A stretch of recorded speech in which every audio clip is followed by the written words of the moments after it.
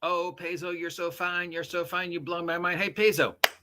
Hey, Paizo. What's up, nerds? It's your boy, the OGGM, here at 8:15 in the morning on this, the 23rd day of February 2024. The weather outside is half nice, half crappy, which means it's migraine weather. Curse you, weather. And it's Friday, and we haven't visited our friends over at Paizo, Piazzo Pizza in a bit. So let's see what, if anything, is new and how they're faring in the never-ending OGL wars. Now, I know people are going to respond with, I don't care about Paizo. I'm not going to buy their stuff. They can do whatever they want. And my response is, well, it's your money. You can spend it or not spend it on whatever you want. You don't have to listen to these videos that I make, but I'm still going to make them because that's my job. Tabletop role-playing game news. That's what I do. Okay? So if you don't want to buy Paizo, Piazzo product, that's fine. Perhaps you should buy Richard Vigilantes instead. I'm just saying. All right, let's see what's new. February digital adventure previews. Okay, these are things that will be available on their website thingy. And of course, they don't actually list any names. Oh, here we go. Starfinder. This is Starfinder first edition stuff, which should be coming to an end. The Starfinder storyline should be coming to an end because we have the Starfinder first edition rewrite, expanded, enhanced, whatever they're calling it, which could be coming out any day now. And then we've got Starfinder second edition, which is probably 2025. So these are all storylines that should be coming to the end. But if you're involved in organized play, we've got scenario 613, beginning of the end. Well, there you go. I mean, it's right there. Can't get much more than that. And apparently it involves this lovely young individual and this space elf psychic cyborg whose halberd takes drugs. Hey, I'm not an addict, but my gear is addicted to drugs. And then we also have Starfinder Society scenario 614, The Missing. For Pathfinder organized play, we have scenario 511, Equal Exchange, The Hidden Current. These are all under the new current Pathfinder rules. And apparently it involves a woman with glowing eyes and a very stern-looking woman who holds a book. And then we have Pathfinder Series 2, Quest 17, Escorting a Mirage, which is part of their continuing Learn How to Play first-level adventure series that they've been doing pretty much all last year, and looks like they're continuing it. So they really want to promote that, hey, check out our organized play. Here's these low-level starter adventures that are appropriate for everybody so you can learn how to play Pathfinder. There's stuff going on with a new adventure path called the God's Reigns Prophecy, and it involves the death of my favorite god in Pathfinder, Caden Kalian. What? No, you can't kill him.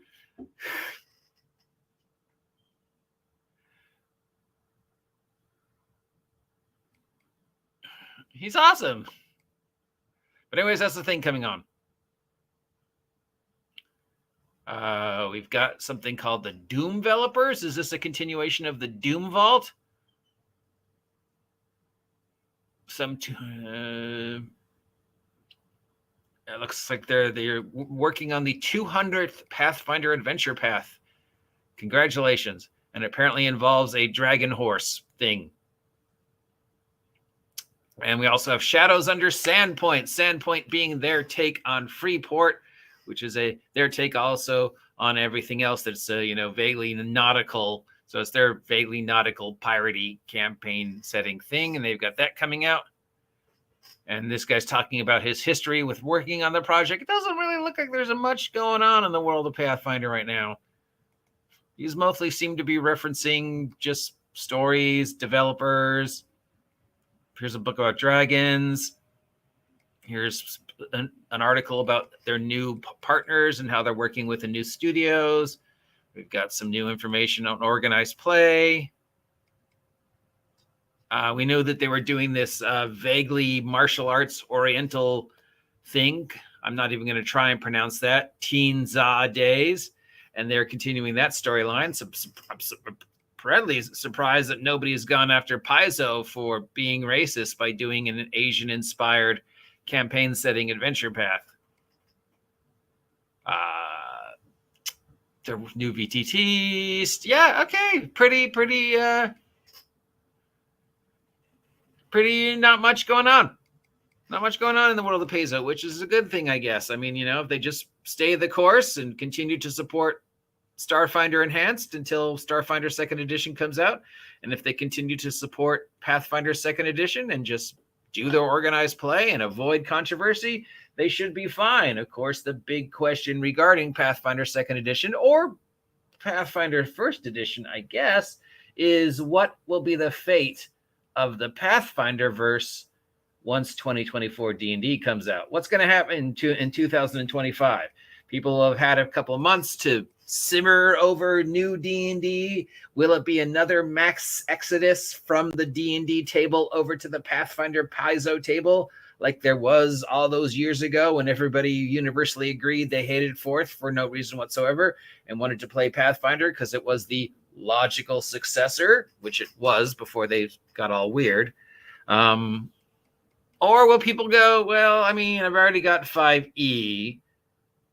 I'm not going to get new 5e, but I can still play 5e. And there's this Tales from the Valiant thing, which will allow me to continue to play 5e as I understand it. So why should I jump on the Pathfinder 2nd Edition bandwagon? Because let's face it, Pathfinder 2nd Edition is a completely different beast. It's not a 5e retro clone or even a 3.5 retro clone evermore. It's become its own thing with only some vague resemblance to what Pathfinder 1st Edition was when it first came out.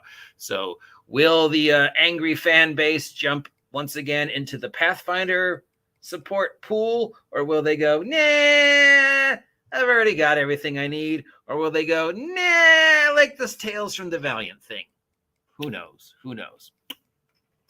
Moving on to the other victim of the OGL wars. Yesterday, we asked the question, what will be the face of organized D&D play and the DMs Guild? And I reached out to the Adventurers Guild, whatever I was calling them yesterday, and I reached out to the DMs Guild to see if they had an answer.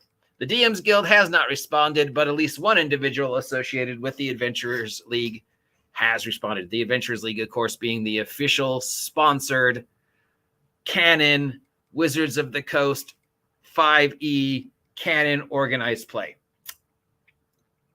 So the current storylines are, as we said, all ending. And the brand new storylines start this weekend, which will be more based in Planescape than on any one specific location. And the general consensus is it's going to be a gradual translation from 2014 Dungeons & Dragons to 2024 Dungeons & Dragons, because there are currently legal subclasses that exist in 2014 Dungeons & Dragons that do not exist in 2024 Dungeons & Dragons, as far as we know. So, though, if they're still legal and people can, then they should still be available, as there's a gradual translation. Now, what the individual I talked to suggested was that, there would be round 1 of the new campaign, and it would be run pretty much as people understand it, organized play. Then the second one would gradually start erasing classes and replacing them with the new classes. And the example I gave was, okay, so, like the Arcane Trickster is a class that exists as a subclass of Rogue that exists now. So the first playthrough of the first storyline, Arcane Trickster is still available because that's a 2014 subclass.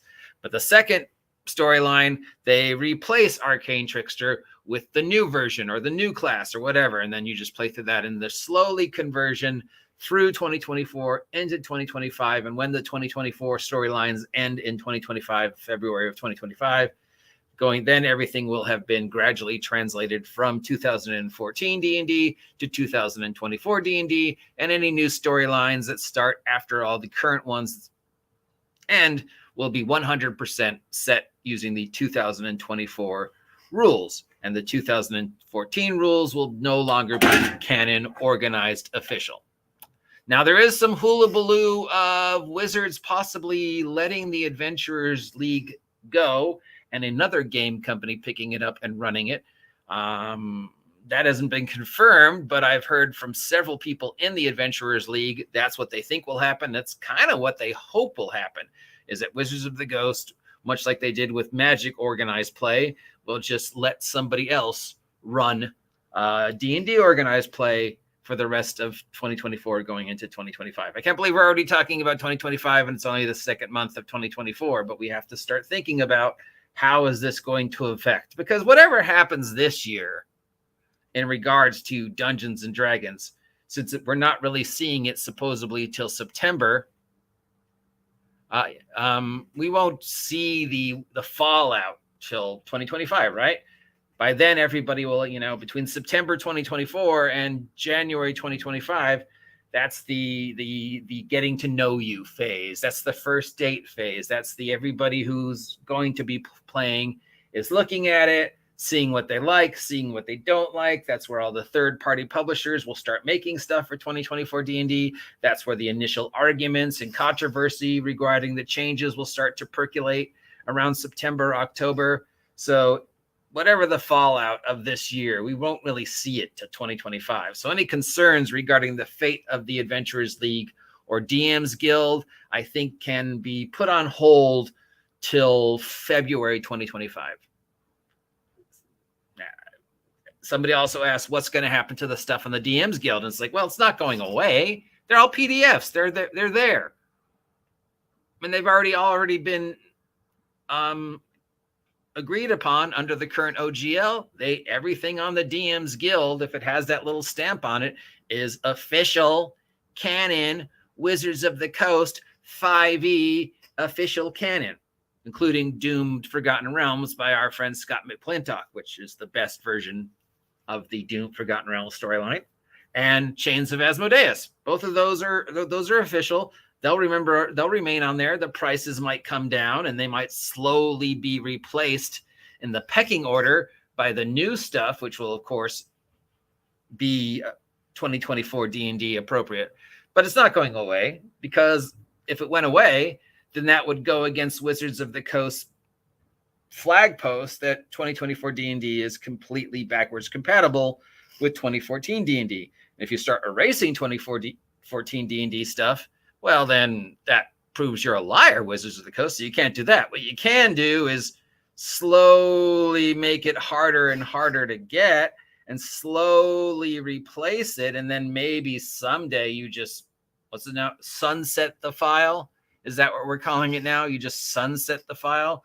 Just someday, a year from now, 2 years from now, Chains of Asmodeus is suddenly just gone from the front page. And then it's just sunsetted. It's been sent out to pasture. It's been retired. But the wonderful thing about digital and PDFs is once they're out there, you're going to be able to find it again. So there will never be a point where you can't find those on DMSGuild. They will just probably slowly be replaced by the new stuff by anybody who agrees to the new OGL. But I don't think anybody has to worry about the fate of the DMSGuild to February of 2025. And I don't think anybody has to worry about the fate of the Adventurers League or organized canon official Wizards of the Coast approved canon hardback third-party product until 2025. Then we'll see the disaster. So there you go. That's what's going on with Paizo and the Organized Play Adventurers League of Wizards of the Coast D&D stuff. Make up your mind whether you're killing my head. I'll talk to y'all later. Get off my land. Steve says hi.